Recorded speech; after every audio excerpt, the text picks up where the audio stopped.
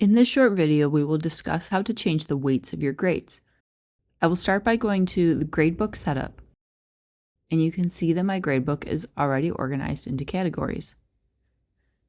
This makes the weighting process easier because I can see how each category impacts the grade total, the categories can be changed to the weights I want, and I can see if the weight percentage adds to 100%.